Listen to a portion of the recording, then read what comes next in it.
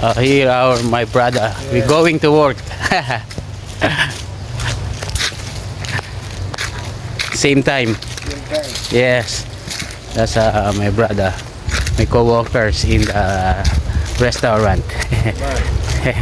Yeah, man.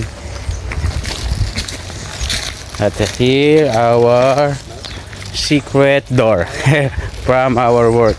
Dito nga kami laging nadaan ng kasama ko or minsan ako lang. At nauna nga pala ako sa kanya kaya naman sabi ko kay tropa tara na at mag-aabang na nga kami sa kanto. Pero siya po ay naunang nakasakay dahil sinundo po siya ng kanyang mga friends. At ako naman po eto nakisabay lang sa ibang sasakyan. Dahil nga maliit lang yung sinakyan nila kaya eto sa iba ako nasakay. Kasabay ko yung nag-aabang din po doon sa may katabi ko na abangan na libreng sakay lang po. Inisip ko na nga kasi minsan bumili na ng bike kaya lang nakita nyo naman po yung daan dito. Taas akyat, akyat baba. Same lang yata yun baga bundok-bundok pa ang dadaanan kaya medyo mahirap din kung magbabike lang din ako. Naisipan ko na nga rin kumuha ng motor kaya lang kailangan pa rin ng lisensya pagka kukuha po ng motor dito. At pupunta na naman tayo sa ibang lugar or sa may town dahil nga po dito sa lugar namin wala naman pong kuhanan ng lisensya at medyo malayo pa nga po. Another gastos na naman yun sigurado kaya hindi muna sa ngayon.